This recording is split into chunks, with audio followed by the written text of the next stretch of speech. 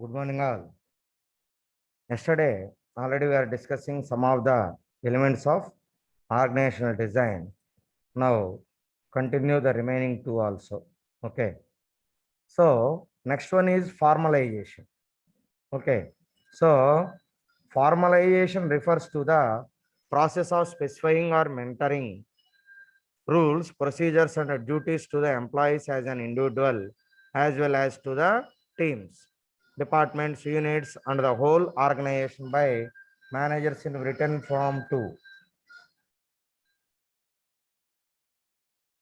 So, formalization అనేది మనకి ఏం చెప్తుందంటే formalization refers to the process of specifying or mentoring rules, procedures and duties to the employees as an individual as well as to the teams, departments, units and the whole organization by managers in return form too. So ఓవరాల్గా దీని meaning ఏంటంటే specifying or mentoring rules అంటే మనం rules అనే వాటిని మనం specify చేయటం, అదేవిధంగా ప్రొసీజర్స్, అదేవిధంగా డ్యూటీస్, ఇవన్నీ ఏవైతే ఉన్నాయో ఒక ఎంప్లాయీస్కి కానివ్వండి ఓవరాల్గా, లేకపోతే ఇండివిజువల్కి కానివ్వండి, లేదంటే టీమ్ వైజ్గా కానివ్వండి, లేదంటే డిపార్ట్మెంట్ వైజ్గా కానివ్వండి, లేకపోతే యూనిట్స్ వైజ్గా కానివ్వండి, లేకపోతే హోల్ ఆర్గనైజేషన్కి కానివ్వండి.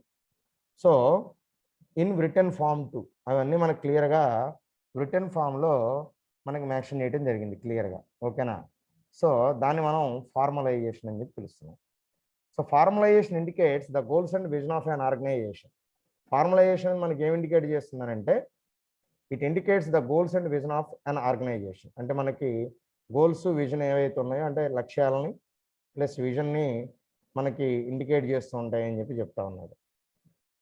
And tasks, hierarchy and relationships, authority and responsibilities, different processes and work methods. తర్వాత టాస్క్స్ కానివ్వండి, హైరార్కీస్ కానివ్వండి, రిలేషన్షిప్స్ కానివ్వండి, అథారిటీ అండ్ రెస్పాన్సిబిలిటీస్ కానివ్వండి, different processes and work methods. So these are all clearly mentioned in the formalization process. Okay. So అంటే ఇక్కడ ఏంటంటే మనకు క్లియర్గా ఆర్గనైజేషన్ సంబంధించి ఎలా జరుగుతూ ఉండాలి, ఇండివిజువల్గా అంటే మనం ఎంప్లాయీస్ ఏం చేయాలో చెప్తున్నాం క్లియర్గా. అదేవిధంగా డిపార్ట్మెంట్ వైజ్గా వాళ్ళకి ఏంటి అనేది మనం టార్గెట్స్ ఏంటి అనేది ఇస్తున్నాం, టీమ్ వైజ్గా మనం ఏంటి అనేది చెప్తా ఉన్నాం, తర్వాత యూనిట్స్ వైజ్గా మనం ఏంటనేది చెప్తున్నాం. Clearly indicates, everything is clearly indicates, right. తర్వాత the formal organization emphasizes on job roles, responsibilities and assigning work to the individuals as the for the requirement of roles. Formal ఆర్గనైజేషన్లో మనకి జాబ్ రోల్స్ అనేవి వాటి గురించి, తర్వాత responsibilities గురించి కానివ్వండి, లేదంటే and assigning work to the individuals, అదేవిధంగా ఇండివిజువల్స్కి వర్క్ని మనం ఏ విధంగా అసైన్ చేయొచ్చు అనే దాని మీద మనకి ఒక క్లారిటీ అనేది ఉంటుంది దీంట్లో. And as per the requirement of roles అంటే అది మనం ఎలా ఇస్తామంటే వాళ్ళకి ఇచ్చేటువంటి రోల్స్ అండ్ రెస్పాన్సిబిలిటీస్ మనకి ఏదైతే రిక్వైర్మెంట్ ఉందో ఆ రిక్వైర్మెంట్కి అనుగుణంగా మనం ఇస్తున్నాం. తర్వాత these are controlled by rules and procedures. ఇవన్నీ మనకి దేనితో కంట్రోల్ అవుతాయంటే రూల్స్ అండ్ ప్రొసీజర్స్ తోటి కంట్రోల్ చేయబడతాయని చెప్పి చెప్తా ఉన్నాడు. తర్వాత an informal organization emphasizes on individuals and the job responsibilities are designed based on individual employees' skills and preferences irrespective of the department in which he or she is working. తర్వాత informal organisation ఎలా ఉంటుందంటే so దాని quiet ఆపోజిట్లో. So emphasizes on individuals and the job responsibilities are designed based on individual employees' skills and preferences irrespective of the department in which he or she is working. అంటే ఒక employee ఏ డిపార్ట్మెంట్లో పనిచేస్తున్నాడు అనే దాన్ని పక్కన పెట్టేసి కేవలం అతని యొక్క ఇండివిజువల్ ఆస్పెక్ట్స్, ఇండివిజువల్ క్యాపబిలిటీస్ని బేస్ చేసుకుని అతనికి రెస్పాన్సిబిలిటీస్ అనే వాటిని ఇవ్వటం అనేది జరుగుతుంది అని చెప్పి చెప్తా ఉన్నాడు. అంటే అతనికి ఏ రోలు రెస్పాన్సిబిలిటీ ఇండివిజువల్ క్యాపబిలిటీని బేస్ చేసుకుని ఇస్తాడు. So an individual can be assigned the role of different departments as well as based on self-interested skills etc. అంటే ఎంప్లాయీని మనం రిస్ట్రిక్ట్ చేయటం కాకుండా అతను ఏవైతే చేయగలడో అతనికి క్యాపబిలిటీ ఉన్నటువంటి పని చేయగలిగే పని ఏదైతే ఉందో ఆ డిపార్ట్మెంట్స్లో ఏ డిపార్ట్మెంట్లో అతను చేయగలిగే పని ఉందో ఆ పనులన్నీ మనకు అప్పచెబుతాం. దాంతోపాటుగా ఇంకా అతనికి ఇంకా ఏదన్నా సెల్ఫ్గా ఇంట్రెస్ట్ ఏమన్నా స్కిల్స్ ఉంటే కనుక ఇంకా అదనంగా నేను ఇవి కూడా చేసుకుంటానండి అంటే కనుక వీఆర్ యాడింగ్ దట్ ఆల్సో. అంటే అతనికి సెల్ఫ్ ఇంట్రెస్టెడ్ స్కిల్స్ అంటే అతను నేను చేయగలనండి అని చెప్పి అడిగి అతను నేను ఇది చేస్తాను అంటే అవి కూడా మనం అతనికి అదనంగా ఇవ్వటం అనేది జరుగుతుంది. This is the formal organization diagram. So that is nothing but structure of the formal organization. దీనిలో మేనేజింగ్ డైరెక్టర్ ఉన్నారు, domestic sales and marketing, internal sales, international sales and marketing, customer service, after sales service. ఓకేనా. So managing director ఉన్నారు, managing director కింద domestic sales అంటే within the country, international sales అంటే outside of the country, international లెవెల్లో. తర్వాత customer service or after sales service. Customer service కానివ్వండి, after sales అంటే అమ్మిన తర్వాత మనం ఇచ్చే సర్వీసెస్ కానివ్వండి, లేకపోతే కస్టమర్ సర్వీస్ కానివ్వండి, what ever it may. So ఈ మూడింటికి ముగ్గురు సపరేట్ పర్సన్స్ని పెట్టడం జరిగింది.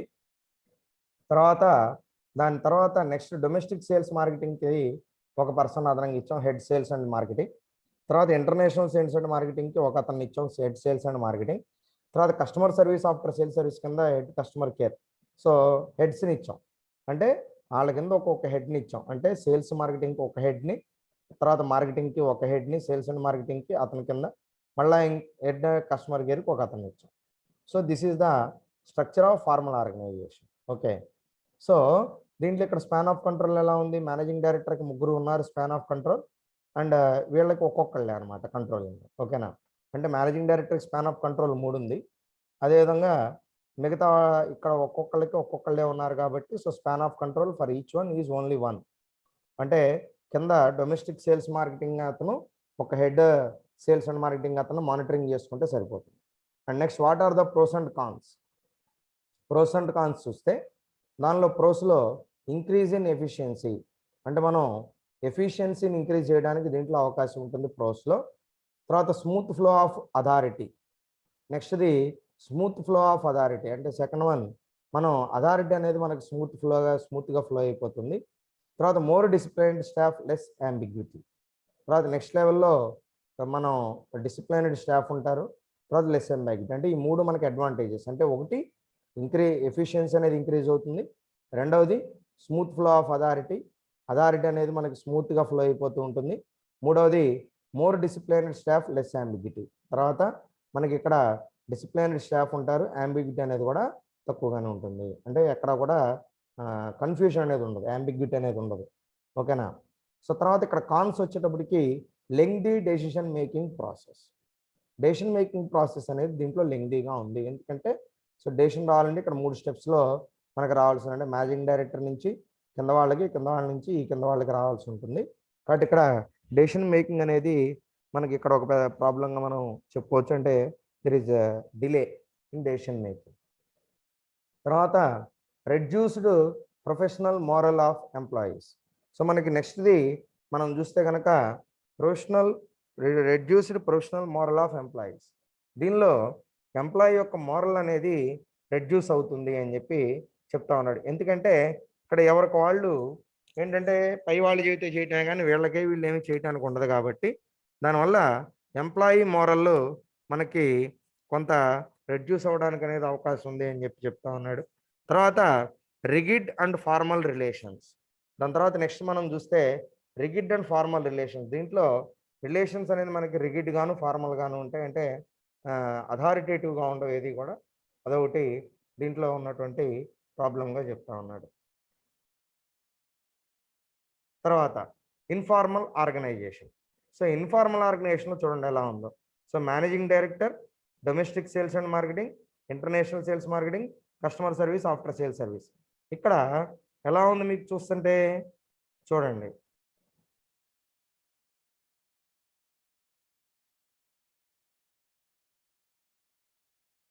సో ఇక్కడ మీకు చూస్తుంటే డొమెస్టిక్ సేల్స్ మార్కెటింగ్కి సో ఇక్కడ ఎలా ఉంది, ఇతని మీద కంట్రోల్ ఉంది. సో ఇంటర్నేషనల్ సేల్స్ మార్కెటింగ్ ఇతని మీద కంట్రోల్ ఉంది. అంటే ఇతని మీద ఎంతమంది కంట్రోల్ ఉంది, హెడ్ సేల్స్ అండ్ మార్కెటింగ్ మీద, తర్వాత హెడ్ సేల్స్ అండ్ మార్కెటింగ్ మీద. సో ఇద్దరు చెప్పింది వినాల్సి ఉంటుంది. ఇక్కడ చూడండి ఇన్ఫార్మల్ అంటే లైన్ ఆఫ్ కమాండ్ అనేది ఇటు నుంచి ఉంది, ఇట్లా కూడా ఉంది డైరెక్ట్ లైన్. తర్వాత మళ్ళీ హెడ్ కస్టమర్స్ కేర్కి ఇక్కడ నుంచి లైన్ ఆఫ్ కంట్రోల్ ఉంది, ఇక్కడ నుంచి కూడా లైన్ ఆఫ్ కంట్రోల్ ఉంది. This is informal organization. ఓకేనా. ఇలా ఉంటే దీన్ని ఏమంటారంటే ఇన్ఫార్మల్ ఆర్గనైజేషన్ స్ట్రక్చర్. అంటే క్లారిటీ అనేది లేదు ఇక్కడ, ఎవరి పని వాళ్ళు చేసుకోవడానికి. అంటే స్మూత్గా లైన్ ఆఫ్ కమాండ్ అనేది ఇంతకుముందు అయితే ఎలా ఉంది, స్ట్రైట్గా ఉంది. అంటే లైన్ ఆఫ్ కమాండ్ అనేది ఇట్లా ఒక ఆర్డర్లో వచ్చేస్తుంది. కానీ ఇక్కడ లైన్ ఆఫ్ కమాండ్ అనేది ఎలా వస్తుంది? ఇన్ ఆర్డర్లో ఉంది. అంటే ఎలా పడితే అలా ఉంది.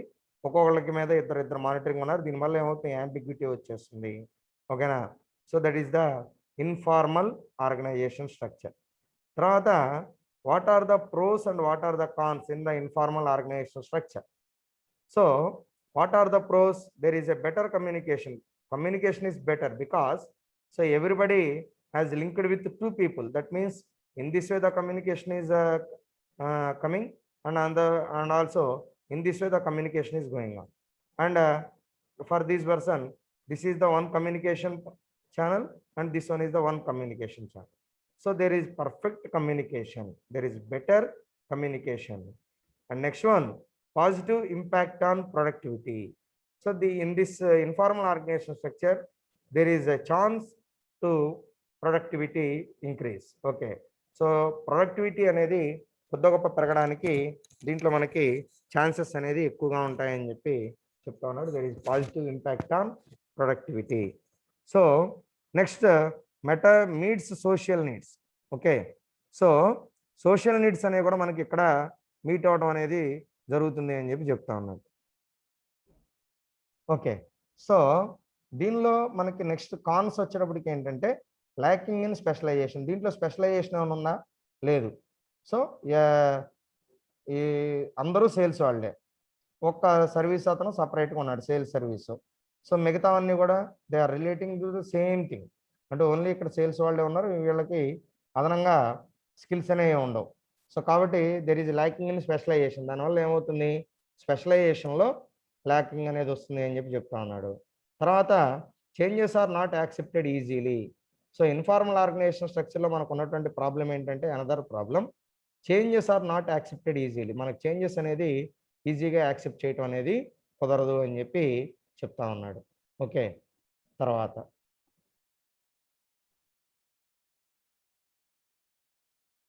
Next departmentalization. Next element is డిపార్ట్మెంటలైజేషన్.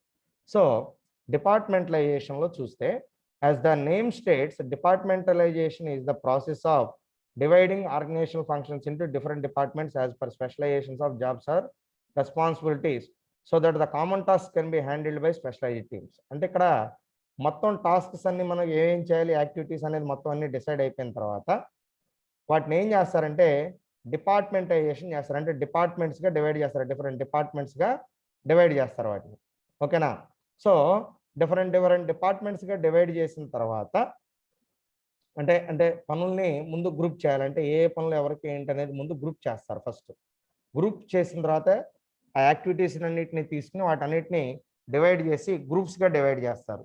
అంటే these are all related to the same group. అంటే మనం ఒక్కొక్క టాస్క్ తీసుకుంటే ఇది ఎవరు ఎక్కడ ఉంటే ఇది ఒకదాంతో ఒకటి లింక్ ఏదైతే ఉందో వాటన్నిటిని ఒక గ్రూప్గా చేసుకుంటూ వెళ్ళిపోతూ ఉంటారు. తర్వాత గ్రూప్స్ అన్ని ఐడెంటిఫై చేసిన తర్వాత వాటిని ఒక డిపార్ట్మెంట్కి క్రియేట్ చేసుకుని ఆ డిపార్ట్మెంట్కి ఇస్తారు వాటిని. అర్థమైందా? సో ఇది డిపార్ట్మెంటైజేషన్ యొక్క ముఖ్య ఉద్దేశం. అర్థమైందా? సో అంటే same type of tasks are identified and interlinked tasks are identified. Then that tasks are grouped into single group. అంటే వాటన్నిటిని మనం ఒక సింగిల్ గ్రూప్గా డివైడ్ చేసి ఆ గ్రూప్స్ టాస్క్స్ అన్నిటిని కూడా మనం ఆ గ్రూప్కి టాస్క్స్ అన్నిటిని కూడా ఒక డిపార్ట్మెంట్ని ఏర్పాటు చేసుకుని ఆ డిపార్ట్మెంట్కి ఇవ్వడం అనేది జరుగుతుంది అని చెప్పి చెప్తా ఉన్నాడు. ఓకేనా? So that the common task can be handled by specialized teams. So ఇప్పుడు దాన్ని బట్టి మనం జాబ్స్ రెస్పాన్సిబిలిటీస్ అనేది డిసైడ్ చేస్తాం. అంటే మనకు ఉన్నటువంటి యాక్టివిటీస్ని డివైడ్ చేసుకున్న తర్వాత వాటిని చేయడానికి కావాల్సినటువంటి వాళ్ళని ఐడెంటిఫై చేసుకుని వాళ్ళకి మనం రెస్పాన్సిబిలిటీస్ని రోల్స్ని యాడ్ చేసి వాళ్ళని ఆ పనిని వాళ్ళకి అలొకేట్ చేసేస్తాం. తర్వాత so that the common task can be handled by specialized teams. దీంట్లో మనకి ఏంటంటే కామన్ టాస్క్స్ అనేది మనకి స్పెషలైజ్డ్ టీమ్స్ తోటి మనం హ్యాండిల్ చేయడం అనేది జరుగుతుంది అని చెప్పి చెప్తా ఉన్నాడు. తర్వాత in rigid departmentalization there is almost no interaction between different teams and each teams works as per their area of specialization. మనం ఇక్కడ రిగిడ్ డిపార్ట్మెంటలైజేషన్లో మనం చూస్తే కనుక దీంట్లో there is almost no interaction between different teams.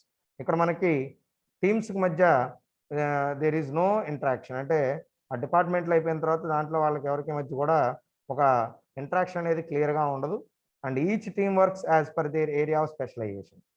ఎవరి స్పెషలైజేషన్ తగ్గట్టుగా వాళ్ళు వాళ్ళ టీంని ఏర్పాటు చేస్తాం. ఆ టీం వర్క్ తోటి ముందుకెళ్తుంది. అందువల్ల ఇక్కడ ఒకళ్ళతోటి ఒకళ్ళకి లింక్ అనేది ఉండదు, ఇక్కడ ఇంటరాక్షన్ అనేది ఉండదు. In contrast, in loose departmentization the teams are free to interact with each other and can work together for common task. అంటే దీంట్లో టైట్ డిపార్ట్మెంటైజేషన్, లూజ్ డిపార్ట్మెంటైజేషన్ ఉంటుంది. టైట్ డిపార్ట్మెంటైజేషన్లో ఒకరితో ఒకరికి ఇంటరాక్షన్ ఉండదు. అదే లూజ్ డిపార్ట్మెంటైజేషన్లో అయితే ఒకళ్ళతో ఒకళ్ళకి ఇంటరాక్షన్ ఉండదు. ఒక డిపార్ట్మెంట్ తోటి ఇంకో డిపార్ట్మెంట్కి మనకి ఇంటరాక్షన్ అనేది ఉంటుంది, ఆ ఛాన్స్ ఉంటుంది ఇక్కడ అని చెప్పి చెప్తా ఉన్నాడు. తర్వాత చూస్తే రిగిడ్ డిపార్ట్మెంటేషన్, దీన్నే టైట్ డిపార్ట్మెంటైజేషన్ అంటాం. సో దీనిలో మేనేజింగ్ డైరెక్టర్ ఉన్నారు. మేనేజింగ్ డైరెక్టర్ కింద చూస్తే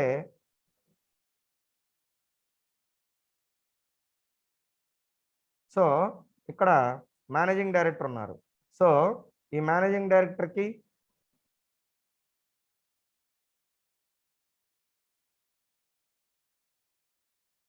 ఈ మేనేజింగ్ డైరెక్టర్ కింద ఇద్దరు మేనేజర్స్ ఉన్నారు, domestic sales and marketing and international sales and marketing.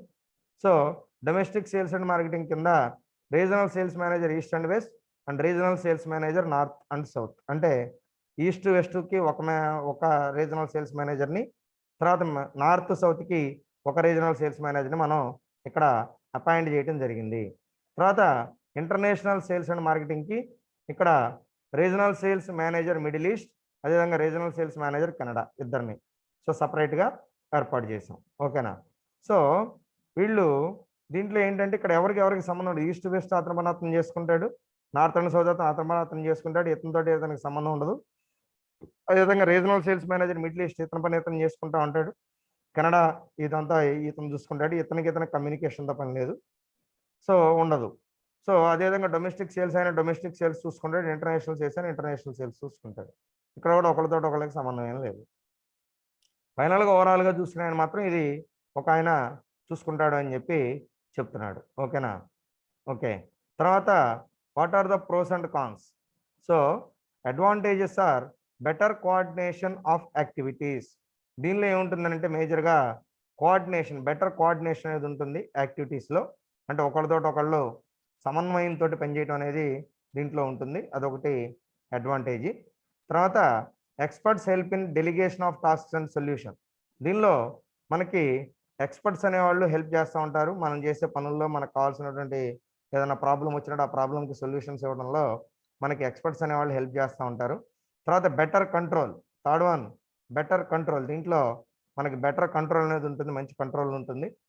తర్వాత కాన్స్, ఓవర్ స్పెషలైజేషన్. దీంట్లో మనకి ఏంటంటే స్పెషలైజేషన్ అనేది ఓవర్ అయిపోతుంది, అదొకటి ప్రాబ్లం. అంటే ఒకే స్పెషలైజేషన్ వాళ్ళు ఎక్కువ మంది ఉండడం అనేది దీంట్లో ఒక ప్రాబ్లం. తర్వాత misuse of authority by specialist. దానివల్ల ఏమవుతుందంటే స్పెషలిస్ట్ అనేవాడు తనకి ఇచ్చినటువంటి అథారిటీని మిస్యూజ్ చేయడానికి కూడా ఛాన్సెస్ ఉంటాయని చెప్పి చెప్తా ఉన్నాడు. తర్వాత స్లో డెసిషన్ మేకింగ్ అనేది స్లోగా ఉంటుంది. ఎందుకంటే ఇతను అడగాలి ఏ నిర్ణయం తీసుకోవాలన్న. కాబట్టి పై వాళ్ళు చెప్పింది కింద వాళ్ళు ఫాలో అవటమే కానివ్వండి. ఇక్కడ డెసిషన్ మేకింగ్ అనే దాంట్లో తీసుకున్న నిర్ణయం చివరిదాకా వెళ్ళడానికి కొంచెం టైం తీసుకుంటుంది అని చెప్పి చెప్తా ఉన్నాడు. తర్వాత లూజ్ డిపార్ట్మెంటైజేషన్. సో లూజ్ డిపార్ట్మెంటలైజేషన్లో మనం చూస్తే కనుక చూసారు కదా ఇక్కడ ఎలా ఉంది, మేనేజింగ్ డైరెక్టర్. సో ఇతనితో లింక్ అయి ఉన్నారు, ఇద్దరు ఒకే లైన్లో ఉన్నారు, సేమ్ లైన్. అండ్ వీళ్ళిద్దరు ఒక లైన్లో ఉన్నారు, వీళ్ళిద్దరు ఒక లైన్. అంటే టోటల్గా కంట్రోల్ అనేది ఇలా ఒకళ్ళ మీద ఒకళ్ళకి అలా ఉంటూనే ఉంది. బట్ ఇక్కడ ఇంటరాక్షన్, దెర్ ఈజ్ ఇంటరాక్షన్. ఇంతకుముందు దాంట్లో ఏముంది, ఇంటరాక్షన్ లేదు. చూడండి ఒకసారి, ఇంతకుముందు దాంట్లో ఇంటరాక్షన్ ఎలా ఉంది, ఇలా ఉంది లైన్. సో వర్టికల్గా ఉంది, అంటే ఒకళ్ళకి సంబంధం లేకుండా ఎవరికి వాళ్ళకి ఇండివిజువల్గా లైన్ అనేది ఇచ్చేసి, అంటే లైన్ ఆఫ్ కమాండ్ అనేది క్లియర్గా ఉంది. ఇంటరాక్షన్ అనేది ఒకళ్ళకి ఇంటరాక్షన్ లేదు ఇక్కడ, అర్థమైందా. కానీ ఈ సందర్భంలో చూడండి, మేనేజింగ్ డైరెక్టర్కి డొమెస్టిక్ సేల్స్ వాళ్ళిద్దరు సో లైన్ ఉంది, కమ్యూనికేషన్ ఉంది, వీళ్ళిద్దరి మధ్య కూడా కమ్యూనికేషన్ ఉంది. ఒకసారి చూడండి జాగ్రత్తగా. సో అదే చెప్పాం కదా, లూజ్ డిపార్ట్మెంటైజేషన్లో ఉండేది ఏంటంటే బెటర్ కమ్యూనికేషన్, అంటే ఇంటరాక్షన్ ఉంటుంది. సో డొమెస్టిక్ సేల్స్ మార్కెటింగ్కి ఇంటర్నేషనల్ సేల్స్ మార్కెటింగ్ మధ్య ఇక్కడ there is a interaction communication, and regional sales manager east and west and regional sales manager middle east both are communicated, and regional sales manager north and south and regional sales manager Canada, these two are also communicated, and finally these people are having communication with all these people, and this person is also having, and international sales and marketing having the same communication interaction with these two people. Okay, then pros and cons. What are the pros and cons? So pros are flexibility. So దీంట్లో ఏంటంటే మనకి flexibility అనేది ఎవరితో interact అవ్వచ్చు, so దానికి ఎటువంటి problem లేదు, దానివల్ల ఫ్లెక్సిబిలిటీ ఉంటుంది. తర్వాత next pros is increase in efficiency. దాని తర్వాత మనం నెక్స్ట్ మనకి ఏంటంటే దీంట్లో ఎఫిషియన్సీ అనేది మనం ఇంక్రీజ్ చేసుకోవడానికి ఛాన్సెస్ అనేవి మనకు ఉంటాయి. సో ఎఫిషియన్సీని పెంచుకోవచ్చు. And then more motivated work force. దీంట్లో మనకి ఏంటంటే వర్క్ ఫోర్స్ అనేది మోటివేటెడ్ వర్క్ ఫోర్స్ అనేది ఎక్కువ ఉంటారు, కాబట్టి మనకి పెద్దగా మనం చేయండి చేయండి చేయండి అని చెప్పి పుషప్ చేయాల్సినటువంటి అవసరం అయితే లేదు. తర్వాత what are the cons? So cons are increase in ambiguity. దీంట్లో అంబిగ్విటీ ఉంటుందంటే ఎవరితోటి కమ్యూనికేట్ అవుతున్నారు, ఎవరు ఏం చేస్తున్నారు అనేది there is no clear idea, that means there is an confusion. And next slow decision making. Last one slow decision making. Decision making అనేది కూడా దీంట్లో చాలా స్లోగా ఉంటుంది అని చెప్పి చెప్తా ఉన్నాడు. Okay, so this is loose departmentalization. Okay, so these are the elements of organizational design. ఓకేనా, ఇవన్నీ ఆర్గనైజేషనల్ డిజైన్ సంబంధించినటువంటి ఎలిమెంట్స్. దాంతో మనకు ఆ టాపిక్ కంప్లీట్ అయిపోయింది. Now let's see types of organizational design and structures. So this is important one. మీకు ఎగ్జామినేషన్లో so డైరెక్ట్గా వీటిల్లోంచి ఖచ్చితంగా ఏదో ఒకటి వస్తుంది 4 సెట్స్లో. సో టీవీ జాగ్రత్తగా వినండి, ఫోకస్ చేయండి. So types of organizational design and structure. So first one is line organizational structure and design. So దాని గురించి చూద్దాం. Line organization follow line of chain or line or chain of command demonstrate relationship at different levels in vertical form. So మనకి దీంట్లో ఏంటంటే మీకు ఎంతమంది చెప్పాను, line of command అనేది ఏదైతే మనకి ఎలిమెంట్స్ ఆఫ్ ఆర్గనైజేషనల్ డిజైన్ ఉందో దాంట్లో ఫస్ట్ ఎలిమెంట్ని chain of command or line of command అనేదాన్ని ఎగ్జాక్ట్గా ఫాలో అవుతుంది. So there is it is a demonstration of relationships at different levels in vertical form. అంటే మనకి ఎవరెవరికి మధ్య ఎటువంటి రిలేషన్ ఉంది, ఎవరెవరితోటి మనకి ఎవరిక్కడ ఎవరు సుపీరియరు ఎవరు సబార్డినేట్ అనేది మనకి క్లియర్గా దీంట్లో తెలిసిపోతుంది. సో వర్టికల్గా ఉంటే రిలేషన్స్ అన్నీ కూడా, and the authority comes from top to bottom. Next important thing ఏంటంటే మనకి టాప్ టు బాటమ్ అథారిటీ అనేది మనకి ఎలా వస్తుందని అంటే టాప్ టు బాటమ్ అనేది వస్తుంది అని చెప్పి చెప్తా ఉన్నాడు. ఓకేనా, సో అంటే పై వాళ్ళ నుంచి టాప్ మేనేజ్మెంట్ నుంచి కింద వరకు మనకి లైన్ ఆఫ్ అథారిటీ అనేది ఒకళ్ళ నుంచి ఒకళ్ళకి ఇట్లా ట్రాన్స్ఫర్ అవుతూ వస్తుంది అని చెప్పి చెబుతున్నాడు. సో టాప్ మేనేజ్మెంట్ కింద ఇద్దరు ఉన్నారు, సేల్స్ అండ్ మార్కెటింగ్, తర్వాత మెకానికల్. సో వాళ్ళిద్దరి కింద మళ్ళీ సేల్స్ అండ్ మార్కెటింగ్ కింద ఇద్దరిని ఇవ్వడం జరిగింది. ఒక ఆయన నార్త్ అండ్ సౌత్ జోన్, ఇంకొక ఆయనకి ఈస్ట్ అండ్ వెస్ట్ జోన్ ఇచ్చాం. తర్వాత మెకానికల్ ఆయన కింద ఇద్దరు మళ్ళీ సపరేట్ డిపార్ట్మెంట్స్ హెడ్స్ ఉంటారు. వాళ్ళు డిజైనింగ్ హెడ్ ఒక ఆయన, అసెంబ్లింగ్ హెడ్ ఒక ఆయన. అంటే డిజైనింగ్ అంతా ఈయన చూసుకుంటాడు, అసెంబ్లింగ్ అంతా ఈయన చూసుకుంటాడు. ఓకేనా, సో ఇలా మనకి క్లియర్గా లైన్ ఆఫ్ కమాండ్ అనేది టాప్ మేనేజ్మెంట్ నుంచి సేల్స్ మార్కెటింగ్ ఈయన, తర్వాత మెకానికల్ ఆయన కంట్రోల్ ఈయన మీద టాప్ మేనేజ్మెంట్ కింద ఈయన ఉంటాడు. తర్వాత మళ్ళీ సేల్స్ అండ్ మార్కెటింగ్ కింద ఇద్దరు ఉన్నారు, north and south zone, east and west zone. తర్వాత మెకానికల్ కింద కూడా డిజైనింగ్ అండ్ అసెంబ్లింగ్ ఇద్దరు ఉన్నారు.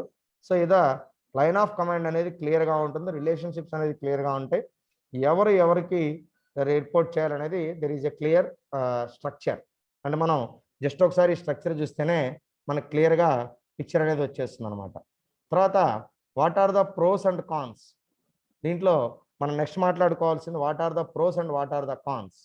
ఓకే, సో దీనిలో వాట్ ఆర్ ద ప్రోస్ అని చూస్తే కనుక simple method and clear chain of command. దీనిలో మనకి ఏంటంటే దీనిలో క్లియర్ చైన్ ఆఫ్ కమాండ్ ఉండదంటే ఎవరికి రిపోర్ట్ చేయాలి, ఎవరి కింద ఉన్నారని ఇందాక చెప్పినట్టుగా there is clarity and simple method. It is a simple method of simple method and also it is very clear in chain of commands. So chain of కమాండ్స్లో మంచి క్లారిటీ అనేది ఉంటుంది. తర్వాత next advantage, next pros is better control on activities. దీనిలో activities మీద మంచి control అనేది ఉంటుంది. బెటర్ కంట్రోల్ ఆన్ యాక్టివిటీస్ అంటే ప్రతి యాక్టివిటీ మీద కూడా మంచి కంట్రోల్ అనేది, ఎందుకంటే టాప్ మేనేజ్మెంట్ నుంచి టాప్ మేనేజ్మెంట్ కింద ఇద్దరు ఉంటారు డొమెస్టిక్ వాళ్ళు. సో ఆయన కంట్రోల్లో కింద ఇద్దరు ఉంటారు, మళ్ళీ మెకానికల్ ఆయన కింద కూడా ఇద్దరు కంట్రోల్ ఉంటారు. సో ఇద్దరు పీపుల్ ఉంటారు, వాళ్ళ మీద కంట్రోల్ ఆయనకు ఉంటుంది. ఓవరాల్గా వీళ్ళిద్దరి మీద కంట్రోల్ పైన టాప్ లెవెల్ మేనేజ్మెంట్కి ఉంటుంది. కాబట్టి ఇక్కడ మంచి కంట్రోల్ అనేది ఉంటుంది. తర్వాత clear responsibilities and flexible in approach. దాని తర్వాత మనకి దీంట్లో ఇంకోటి ఏంటంటే there is clear responsibilities and flexible in approach. దీంట్లో మనకి responsibilities are very very clear and also flexible in approach. So దాని తర్వాత మనకి దీంట్లో అప్రోచ్ అనే దాంట్లో కూడా చాలా ఫ్లెక్సిబిలిటీ ఉంటుంది. So these are the 3 advantages. And next what are the cons? So what are the problems? దానిలో ల్యాక్ ఆఫ్ స్పెషలైజ్డ్ ఫంక్షన్స్. దీంట్లో మనకి ఏంటంటే స్పెషలైజ్డ్ ఫంక్షన్స్ అనేది ఇక్కడ ఏమీ ఉండవు, ఎందుకంటే అందరూ ఒకటే కదా. సో మెకానికల్ ఆయనకు ఉండేది ఆయనకు ఉంటుంది, తర్వాత సేల్స్ అయింది సేల్స్, అట్లా చూసుకుంటూ ఉంటారు. అంతేగాని వేరేగా పర్టికులర్గా స్పెషలైజ్డ్ ఫంక్షన్స్ అనేవి ఉండవు. తర్వాత lack of inputs from lower staff and ineffective communication. దాని తర్వాత నెక్స్ట్ మనం చూస్తే కనుక lack of inputs from lower staff and ineffective communication. అంటే లోయర్ స్టాఫ్ దగ్గర నుంచి పై వాళ్ళకి కమ్యూనికేషన్ అనేది ఇన్ఎఫెక్టివ్గా ఉంటుంది. ఇన్పుట్స్ అనేవి తీసుకోరు, ఇక్కడ ఇన్పుట్స్ అనేది ఏమి ఇవ్వలేరు. తర్వాత last one misuse of authority by superiors. Superiors వాళ్ళకి ఇచ్చినటువంటి అథారిటీని మిస్యూజ్ చేసే ఛాన్సెస్ కూడా దీంట్లో ఉంటాయని చెప్పి చెప్తున్నారు. Okay, so these are the advantages and disadvantages in line organization structure. తర్వాత functional organization structure and design. So functional, second one is functional organization structure and design. దీంట్లో చూస్తే in this type of organizations different tasks and activities are distributed to different functions and departments. So అంటే ఇక్కడ మనకి activities అన్ని కూడా మనం చెప్పాం కదా ఇంతకుముందు చెప్పినట్టుగానే, మనకి ఇక్కడ యాక్టివిటీస్ అన్ని డివైడ్ అయిపోతే డిఫరెంట్ టాస్క్స్ ఉంటాయి. సో ఏ టాస్క్ దేనికి సంబంధించింది, ఏ డిపార్ట్మెంట్కి సంబంధించింది ఐడెంటిఫై చేసి సో ఆ డిపార్ట్మెంట్కి మనం ఇవ్వడం జరుగుతుంది. దీంట్లో సేల్స్ అండ్ మార్కెటింగ్ ఒక department, finance department, production and purchase department and HR, IT etcetera. These departments have their own staff to perform duties and hence perform different roles. So వీళ్ళకి వాళ్ళ డిపార్ట్మెంట్కి, ఏ డిపార్ట్మెంట్కి ఆ డిపార్ట్మెంట్కి మనం రోల్స్ అండ్ రెస్పాన్సిబిలిటీస్ ఇస్తాం, వాళ్ళు వాళ్ళ పని వాళ్ళు చేసుకుంటూ వెళ్ళిపోతూ ఉంటారు. తర్వాత in these type of organizations there are 2 authorities of jobs or 2 roles exist. దీంట్లో మనకి 2 అథారిటీస్ అండ్ ఉంటాయనేది జనరల్గా ఉండొచ్చు, దీంట్లో అవకాశం ఉన్నది. So line and staff functions. దీంట్లో లైన్ వాళ్ళు చేసే పనిని స్టాఫ్, అంటే ఇక్కడ 2 ఉంటారు, లైన్ స్టాఫ్ అంటే లైన్ ఎంప్లాయీస్, స్టాఫ్ అని అంటారు. సో ఈ 2 రోల్స్ని వీళ్ళు చేయాల్సి ఉంటుంది. Line authority similar to the direct chain of command of supervision and instructions are given by the superiors to subordinates in a vertical chain. ఇక్కడ లైన్ అథారిటీ అనేది ఎలా ఉంటుందంటే వర్టికల్గా ఉంటుంది, అంటే 1 by 1 పైన ఒకళ్ళు ఉంటారు, పై వాళ్ళ కింద ఒకళ్ళు ఉంటారు. ఇట్లా మనకి అథారిటీ అనేది అలా వర్టికల్ చైన్లో అయిపోతుంది. But in the case of staff authority gives power to the specialist to support and increase work efficiency of staff members of line authority with their expertise areas. ఈ స్టాఫ్ మెంబర్స్ ఏంటంటే వీళ్ళు experts అనమాట, అంటే ఒక particular ఏరియాలో experts అవుతారు. So వాళ్ళు ఈ లైన్ స్టాఫ్కి సపోర్ట్ ఇస్తారు, అంటే వాళ్ళకి వీళ్ళ యొక్క ఎక్స్పర్టైజ్ నాలెడ్జ్ ఏదైతే ఉందో ఆ నాలెడ్జ్ని ఉపయోగించి వాళ్ళకి సలహాలు సూచనలు ఇస్తూ ఉంటారు. Line managers have direct authority over staff. Staff మీద లైన్ అథారిటీకి డైరెక్ట్ అథారిటీ ఉంటుంది, కానీ స్టాఫ్ లైన్లో ఉన్న వాళ్ళకి functional authority has indirect authority over line and staff members. దీంట్లో వీళ్ళకి ఇండైరెక్ట్ అథారిటీ ఉంటుంది, ఇది స్పెషలైజ్డ్ పీపుల్, ఈ స్టాఫ్ ఎవరైతే ఉన్నారో in certain but narrow specialized tasks. Okay, so అదనమాట. సో ఫర్ ఎగ్జాంపుల్ మనం చూస్తే కనుక దీంట్లో for example the diagram of functional organization given below has 2 departments. ఇక్కడ 2 డిపార్ట్మెంట్స్ ఇచ్చారు, క్వాలిటీ కంట్రోల్ అండ్ ప్రొడక్షన్.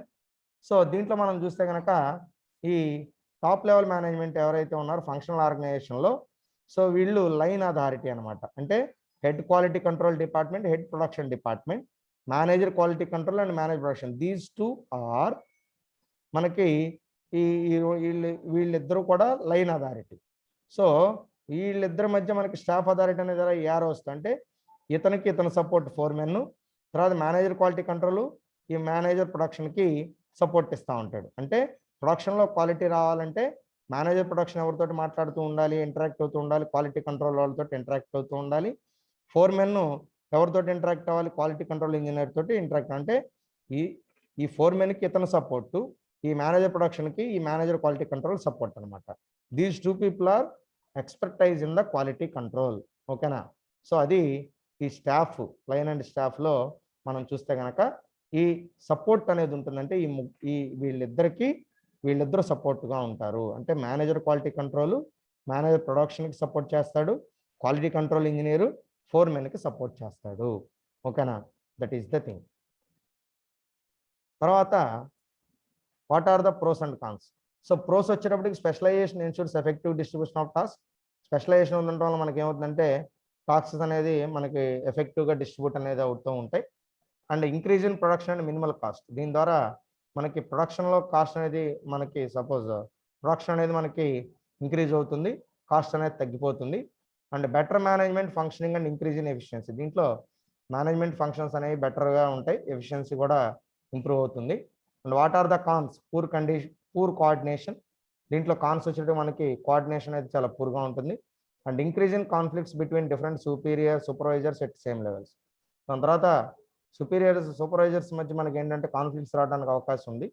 ఎందుకంటే ఒకే లెవెల్లో ఇద్దరు ఉన్నప్పుడు ఏంటంటే ఎవరి మాట వినాలి ఏంటనేది ఈగోయిస్టిక్ ప్రాబ్లమ్స్ వస్తాయి. And hiring specialist staffs is a little bit costlier. అంటే మనకి ఈ స్పెషలిస్ట్ పీపుల్ని హైర్ చేసుకోవాలంటే వాళ్ళు కొంచెం ఎక్కువ రెమ్యూనరేషన్ తీసుకుంటారు, ఎక్కువ శాలరీస్ తీసుకుంటారు. కాబట్టి అదొకటి మనకి దీంట్లో నెక్స్ట్ డిసడ్వాంటేజ్గా చెప్పుకోవచ్చు అనమాట. దీన్నే మనం line and staff organisation structure అని కూడా అంటారు. దీన్నే ఫార్మల్ ఆర్గనైజేషన్ స్ట్రక్చర్ అని కూడా పిలుస్తారు అనమాట. ఓకేనా? So that's it.